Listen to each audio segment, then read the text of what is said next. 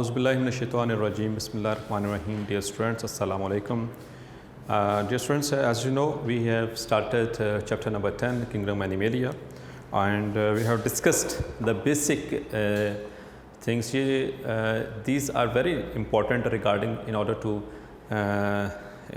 learn the next chapter. अगले chapter को understand करने के लिए जो शुरू के जो 4-5 टॉपिक्स हैं ये बहुत ज़रूरी हैं, क्योंकि इनके अंदर इस्तेमाल होने वाली टर्म्स ये जो भी है लास्ट 3 लेक्चर्स में जो चीज़ें हमने बेसिक बातें की हैं एनिमल्स के वाले से, तो ये चीज़ें बहुत ज़रूरी हैं. ये अगर समझ नहीं आएंगी तो अगले जब हम इसमें डिटेल्स में जाएंगे, फाइलम्स में जाएंगे, तो वो उसमें समझना मुश्किल हो जाएगा. सो दैट इज़ वाई ये बेसिक लेक्चर जो है, इंट्रोडक्टरी लेक्चर जो इसके चैप्टर 10 के हैं, ये बहुत ज़रूरी हैं. इसमें टर्म मुख्तलिफ़ तरह की टर्म्स इस्तेमाल हो रही हैं समझाने के वाले से. होपफुली लास्ट लेक्चर में हमने आपको जो डिस्कस किया था 2 सीरीज़ को, सीरीज़ प्रोटोस्टोमिया एंड सीरीज़ ड्यूट्रोस्टोमिया, यानी प्रोटोस्टोम्स एंड ड्यूट्रोस्टोम्स. तो प्रोटोस्टोम्स और ड्यूट्रोस्टोम्स के हवाले से मैंने डिटेल से एक पॉइंट को क्लैरिफाई किया था और बुक से रीड करके आपको बताया था, क्योंकि उसमें चीज़ें ऐसी थी, वर्डिंग ऐसी थी जो कि आपको शायद याद करते हुए कन्फ्यूजन होती. कोशिश की थी उसको डायग्राम्स के साथ क्लियर करने की. होपफुली आपको समझ आ गया होगा. If there is any question you can ask me. So today we are going to move another important topic, very important topic, that is the diploblastic and the triploblastic organizations.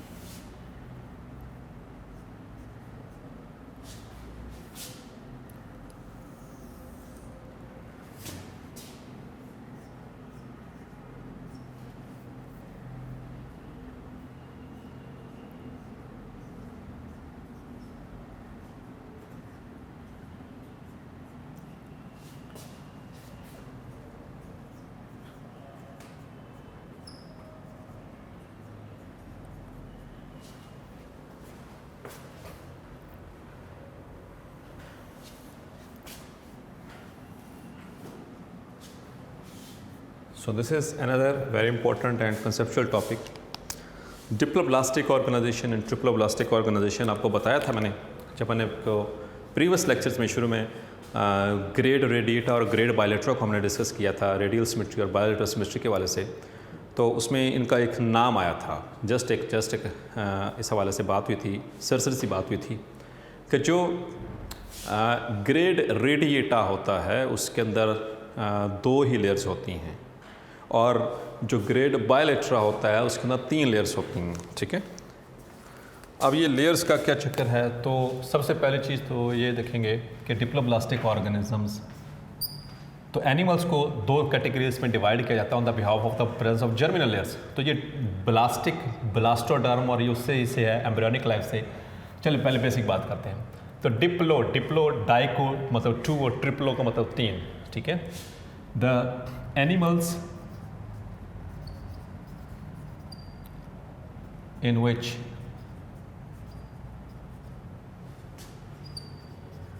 body parts are formed from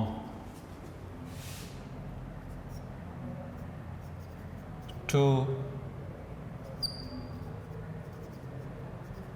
germinal layers during development.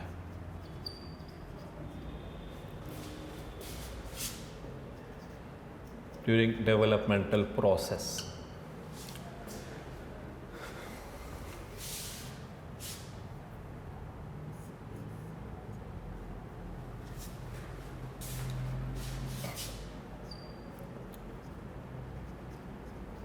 The animals in which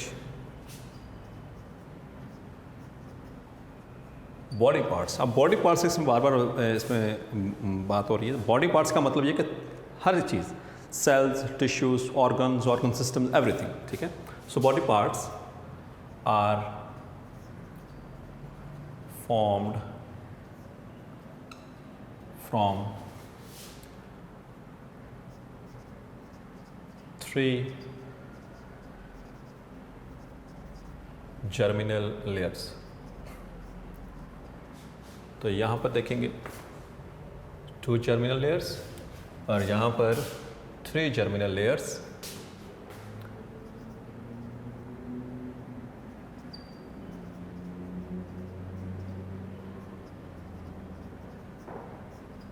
during development process. तो ये तो basic आपसे difference आ गया diploblastic में कि ऐसे animals, तो एनिमल्स 2 तरह के हम बेसिक इसकी अगर हम ऑर्गेनाइजेशन की बात करें उनकी, तो कुछ ऐसे एनिमल्स हैं जो कि 2 ही जर्मिनल लेयर से बने हैं और कुछ ऐसे ऑर्गेनिज्म हैं जो कि 3 जर्मिनल लेयर से बने हुए हैं। तो ऐसे ऑर्गेनिजम्स ऐसे एनिमल्स जो कि जिनके बॉडी पार्ट्स 2 जर्मिनल लेयर से बने हुए होंगे उनको कहेंगे डिप्लोब्लास्टिक एनिमल्स, और इस तरह के ऑर्गेनाइजेशन को कहते हैं डिप्लोब्लास्टिक ऑर्गेनाइजेशन। जबकि ऐसे एनिमल्स जिसमें बॉडी पार्ट्स जो हैं वो 3 जर्मिनल लेयर से बनते हैं, ऐसे एनिमल्स को ट्रिप्लोब्लास्टिक एनिमल्स कहते हैं, और इस तरह की ऑर्गेनाइजेशन को ट्रिप्लोब्लास्टिक ऑर्गेनाइजेशन कहते हैं। क्लियर? तो इसमें जो 2 लेयर्स हैं वो कौन कौन सी होती हैं? ठीक है, ये 2 जर्मिनल लेयर्स।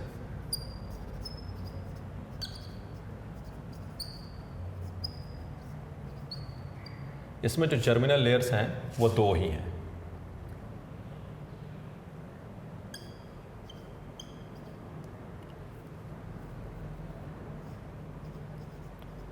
जो बाहर वाली लेयर होती है उसे एक्टोडर्म, और अंदर वाली एंडोडर्म। आपको याद होगा प्रीवियस लेक्चर में मैंने आपको वो थोड़ी सी डेवलपमेंट के वजह से थोड़ा सा एक टच दिया था कि जाइगोट से 2 साल, फिर 4 साल, फिर 8, फिर 16, फिर 32, फिर इस तरह करके, और फिर उसके बाद जब गैस्ट्रुलेशन में वो लेयर्स बन जाती हैं, उन्हीं सेल्स के अंदर कैविटीज़ बनती हैं और कैविटीज़ के बाद वो लेयर्स बन जाती हैं। याद होगा पिछले लेक्चर में, उसको देख लीजिएगा एक दफ़ा। फिर इसमें बाहर वाली लेयर एक्टोडर्म, अंदर वाली एंडोडर्म, और उसके दरमियान में एक लेयर बनती है मेसोडर्म। क्लियर? तो 2 germinal layers, ectoderm and endoderm. जबकि as far as in the triploblastic, इसमें जो जर्मिनल लेयर्स हैं वो 3 हैं, एक्टोडर्म, दरमियान में उसकी होती है मेसोडर्म एंड एंडोडर्म। और इन्हीं 3 जर्मिनल लेयर्स से फिर आगे चल के सारे ऑर्गन्स बनते हैं, बॉडी के टिश्यूज बनते हैं, वो आगे डिटेल में देखेंगे। तो ये बेसिक डिफरेंस आ गया। 2 points. Now the third point is कि जो डिप्लोब्लास्टिक एनिमल्स हैं दे बिलोंग टू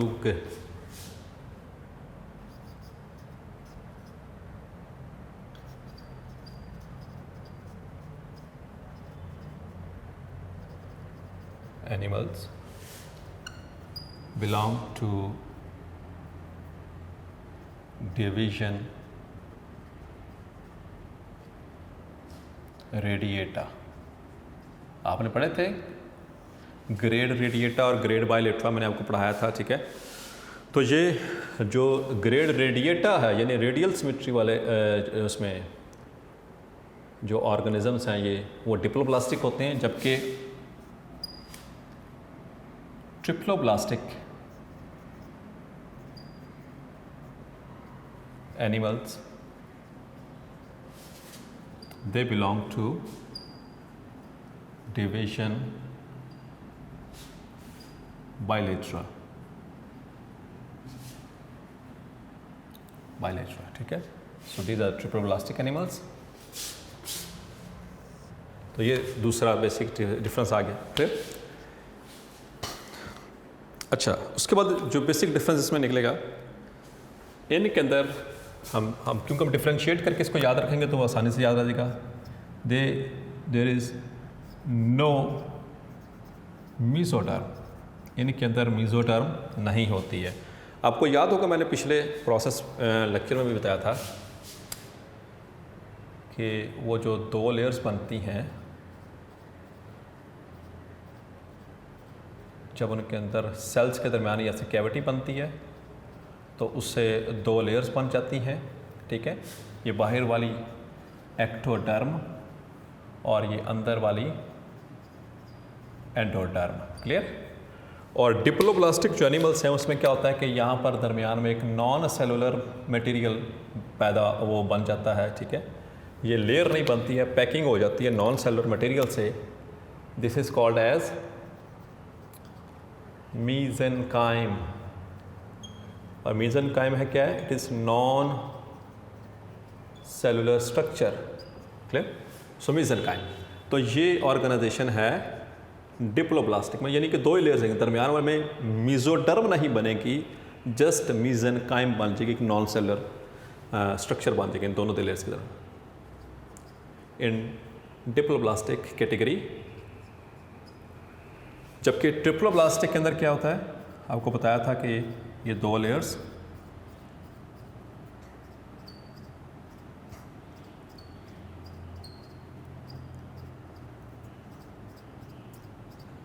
ठीक है। और यहाँ पर बनी थी एक तीसरी लेयर, याद है आपको? यहाँ पर एक तीसरी लेयर, वो प्रोटोस्टोम और ड्यूटोस्टोम। मैं तो सिर्फ एक ही एग्जांपल दे रहा हूँ। तो ये बाहर वाली कौन सी layer?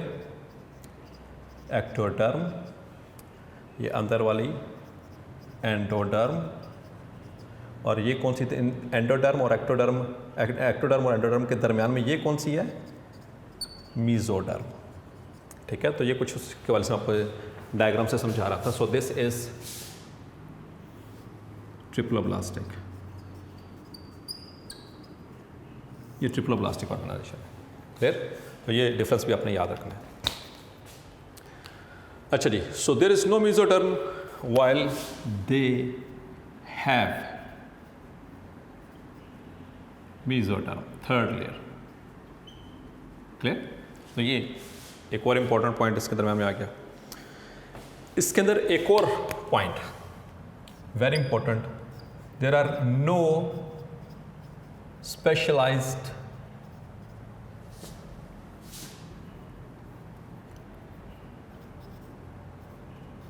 organs,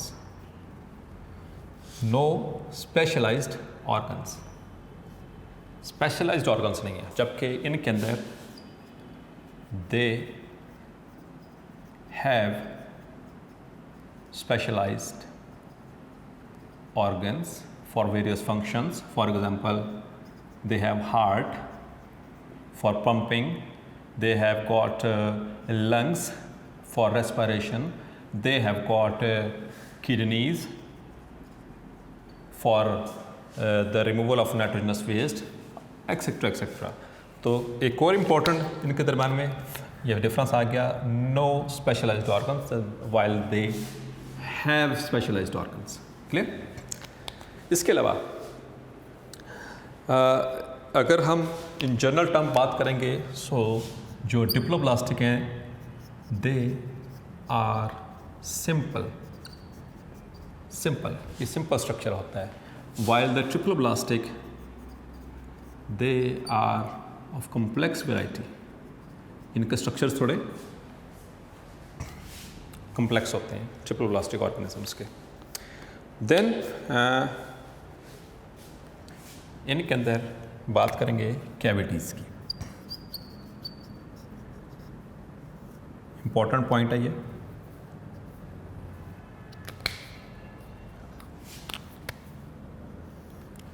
cavity,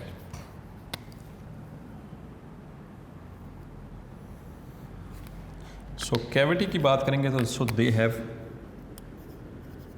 only one body cavity, एक ही बॉडी कैविटी है और उसको कहते हैं गैस्ट्रोवेस्कुलर कैविटी, एक ही कैविटी उसे कहा जाता है, ठीक है, ओनली वन कैविटी। जबकि इनके अंदर अगर कैविटी की बात करेंगे इन केस ऑफ ट्रिप्लोब्लास्टिक ऑर्गेनिजम्स, तो इनके अंदर वो बॉडी कैविटी भी मौजूद है, मुख्तलिफ तरह की कैविटीज़ हैं इसके अंदर। They have multiple cavities specialised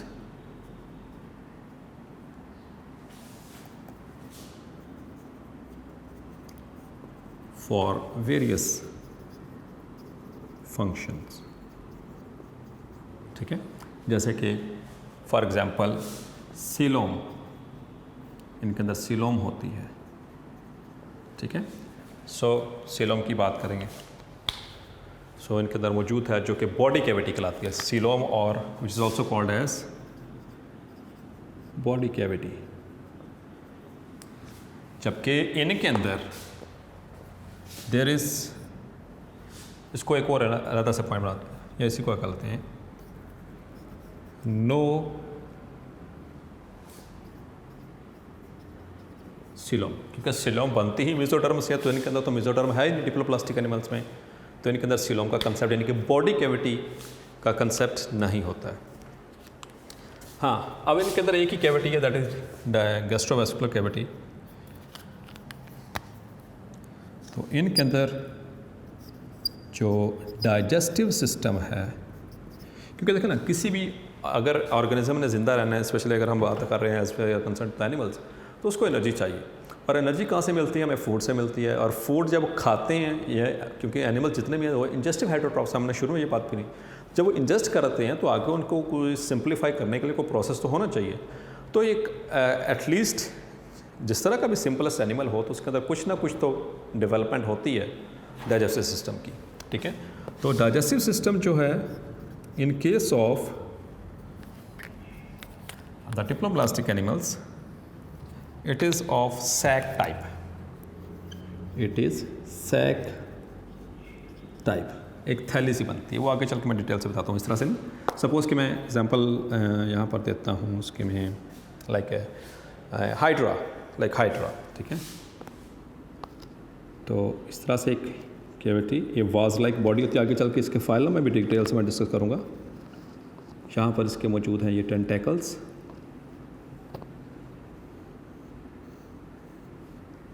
ये सो दिस इज गैस्ट्रोवेस्कुलर कैविटी, एक ही कैविटी यार, ये माउथ है इसका, एक ही गैस्ट्रोवेस्कुलर कैविटी, ठीक। सो ये सैक टाइप है, यहाँ पे देखिए एक ही जैसे सैक सा बना हुआ, पाउच सा बना हुआ है, clear. While as in the case of triploblastic animals,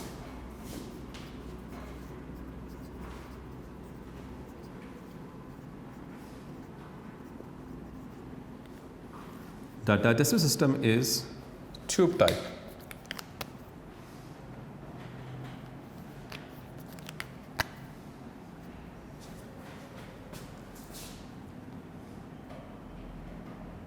It is tube inside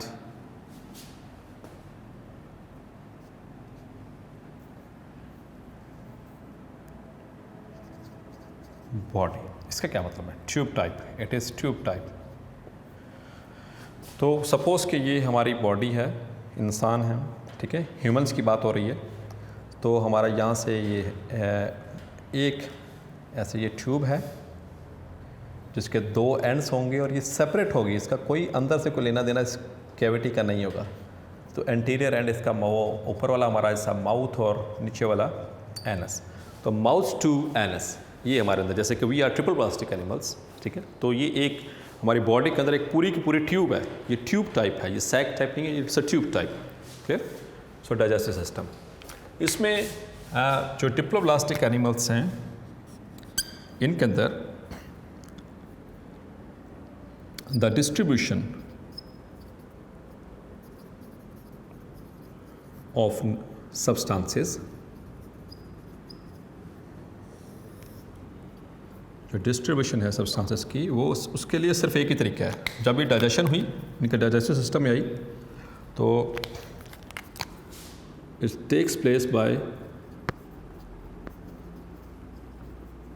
only by diffusion.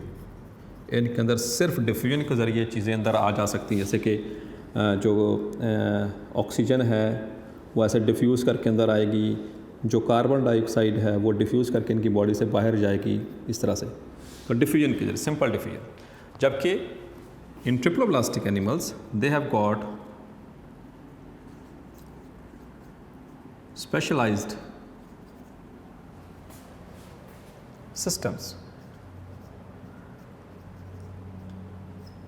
for transportation, especially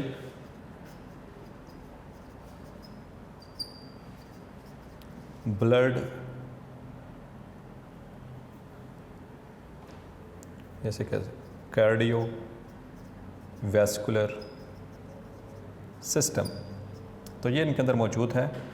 हमारे अंदर इनके हार्ट है और वो ब्लड वेसल्स हैं जो कि मटेरियल्स को ट्रांसपोर्ट करती हैं, ठीक है। उसमें हमारे अंदर हर तरह की ट्रांसपोर्ट होती है, एक्टिव ट्रांसपोर्ट भी है, पैसिव ट्रांसपोर्ट भी है, डिफ्यूजन है, फैसिलिटेटेड डिफ्यूजन है, क्लियर, ऑस्मोसिस, सब कुछ होगा।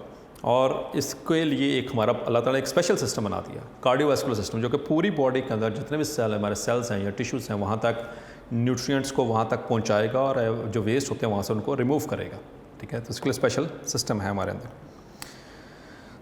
Another important point that is इनके आगे के इनके अंदर ऑर्गन्स कैसे बनेंगे, so that is a very important thing.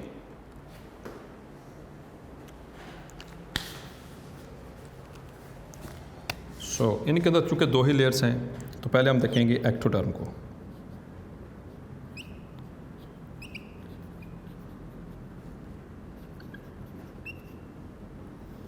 Ectoderm, और यहाँ पर भी हम देखेंगे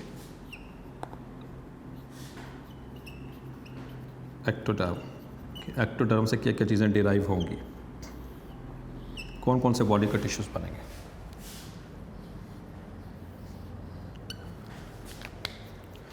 So, in case of diploblastic animals, ectoderm forms through tissues of the body plus the gut, ठीक है। इनके जो गट है, यानी कि इनका जो डाइजेस्टिव सिस्टम है, गट किसे कहते हैं, डाइजेस्टिव सिस्टम को, वो कहाँ से बनेगा, एक्टोडर्म से, डाइजेस्टिव ट्रैक्ट। जबकि in case of the triploblastic animals जो एक्टोडर्म जो है इट फॉर्म्स, इससे क्या बनेगा, इससे number 1 it forms brain, number 2 it forms spinal cord, number 3 it forms hairs, number 4 it forms the eye lens,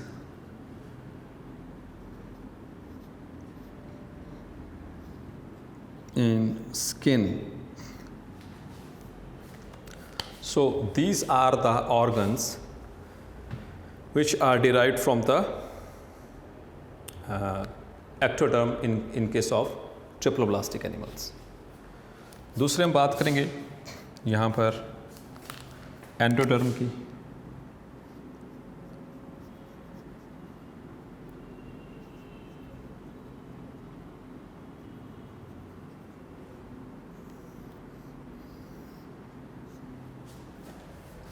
ये इम्पॉर्टेंट है एमकेट के पॉइंट ऑफ व्यू से भी, बोर्ड पॉइंट ऑफ व्यू से भी,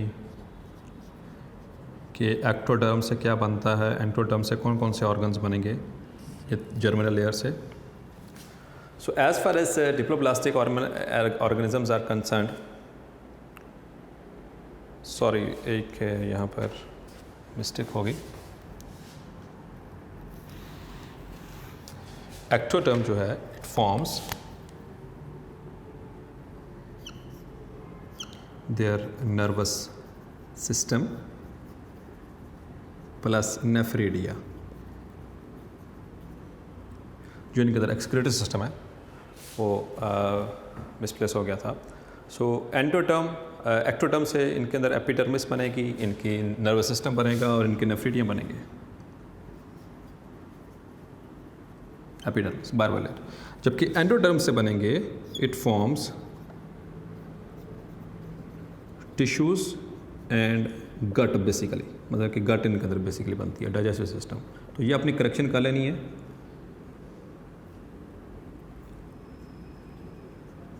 कि एंडोडर्म से डाइजेस्टिव सिस्टम और एक्टोडर्म से नर्वस सिस्टम। नर्वस सिस्टम, नेफ्रिडियम और एपिडर्मिस। नेफ्रिडिया ये एक्सक्रीटरी ऑर्गन्स होते हैं, जैसे हमारे अंदर नेफ्रॉन्स होते हैं, तो इनके अंदर जो वेस्ट होता है, नाइट्रोजन वेस्ट होता है, उनको रिमूव करने के लिए नेफ्रिडिया मौजूद होंगे। हमारे अंदर जो एंडोडर्म्स हैं, endoderm it forms lungs,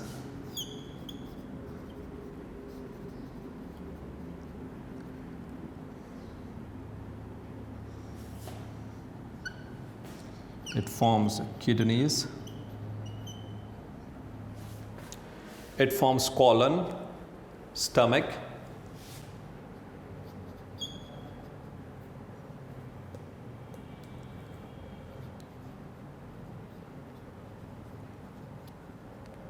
liver, etc. ये वाले ऑर्गन्स बनेंगे इससे। As far as also urinary bladder. So these are formed from the endoderm in case of the triploblastic animals.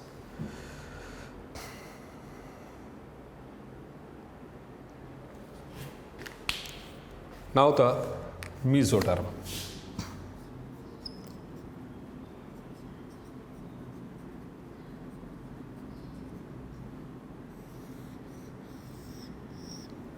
So mesoderm say number one, it forms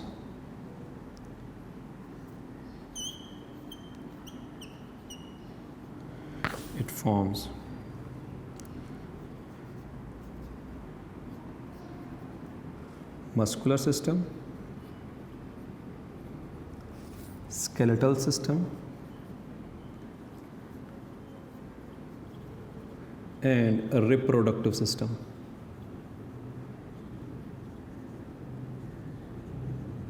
ये important चीज़ें देखनी, reproductive, skeletal and muscles. They are derived from the mesoderm, while mesoderm is absent in the diploblastic animals. So अब इनके अंदर जो examples की हम बात करेंगे, last point we are going to discuss. So इसके अंदर जो एग्जाम्पल है, जो एनिमल्स इंक्लूड होते हैं वो एक ही फाइलम है, एंड दे आर द स्नाइडेरियंस। इंशाल्लाह ये पूरा फाइलम हम पढ़ेंगे, स्नाइडेरियंस। जबकि ट्रिप्लोब्लास्टिक ऑर्गेनाइजेशन के अंदर the animals from annelids to chordates, ये सारे के सारे इसके अंदर शामिल होंगे। ठीक है, अगले जितने भी फाइलम हैं वो सारे इसके अंदर होंगे, एनिलेट से लेकर कॉर्डेट्स में, यानी इसमें एनिलेट्स, फाइलम एनिलेडा, नेमाटोडा, ये सारे इसमें arthropoda, echinoderms, protochordates and chordates, ये सारे इसके अंदर शामिल होंगे। लेकिन एक ख़ास बात यह है कि ये आगे further they are animals, they are divided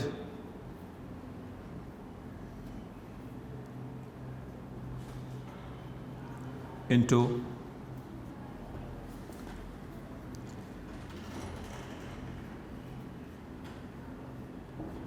coelomates,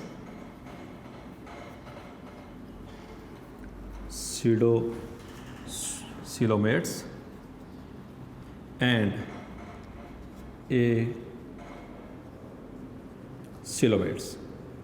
तो इनके अंदर फिर आगे हम नेक्स्ट हमारे लेक्चर्स के अंदर डिटेल से डिस्कस करेंगे कि जो ट्रिप्लोब्लास्टिक एनिमल्स हैं उनके अंदर जो फर्दर 3 कैटेगरीज हैं, सीलोमेट्स, सूडोसीलोमेट्स एंड एसीलोमेट्स, वो क्या चीज़ें होती हैं। तो एक जस्ट सरसी सी बात बताती हूँ। तो हमने पढ़ा था सीलोम, और सीलोम मैंने इसे अपने लास्ट लेक्चर में बताया था। सीलोम का एक बॉडी कैविटी या बॉडी वॉल, वो बॉडी कैविटी को कहते हैं, वो कहाँ से बनती है सीलोम? मेसोडर्म के अंदर। ठीक है, आपको याद होगा प्रोटोस्टोम्स के अंदर मेसोडर्म को स्प्लिट करने से बन रही थी, जबकि ड्यूटरोस्टोम्स के अंदर जो आर्केंटीरॉन जो होती है उसकी आउटपोचिंग से सीलोम बन रही थी, यानी बननी किसने? मेसोडर्म से ही बननी। तो मेसोडर्म चूँकि सिर्फ ट्रिप्लोब्लास्टिक एनिमल्स में है, तो triploblastic animals on the behalf of coelom, वो जो बॉडी कैविटी होती है वो आगे 3 कैटेगरीज में डिवाइड हो जाते हैं, जिसमें जो फर्स्ट कैटेगरी है वो सीलोमेट्स, सेकंड कैटेगरी सूडोसीलोमेट्स और थर्ड कैटेगरी है वो एसीलोमेट्स। तो सीलोमेट्स ऐसे ट्रिप्लोब्लास्टिक एनिमल्स को कहा जाएगा जिनके अंदर सीलोम मौजूद है, which possess the true body cavity. Clear. जबकि सूडो को कहते हैं फेक और फॉल्स, ठीक है। Pseudocoelomates the kind of triploblastic animals जिनके अंदर जो सूडोसीलोम यानी फेक सीलोम होगी, यानी मीजोडर्म से बनी हुई सीलोम नहीं होंगी, इनके अंदर एक और वो जो सी ड्यूरिंग आपको याद होगा जो मैं आगे चल के डिटेल समझाऊंगा, ब्लास्टोसील मैंने बताया था, ब्लास्टोसील से बनती है। और एसीलोमेट्स इनके अंदर सीलोम होती ही नहीं है। Clear. So that's all for today's lecture. इंशाल्लाह इन द नेक्स्ट लेक्चर हम ये आगे डिविजन्स पढ़ेंगे और साथ में फाइलम को डिस्कस करेंगे नेक्स्ट ऑनवर्ड्स लेक्चर्स के अंदर। अब टिल नाउ अगर कोई आपको कन्फ्यूजन हो इनके अंदर तो ये you can ask me in the comment box. Thank you very much.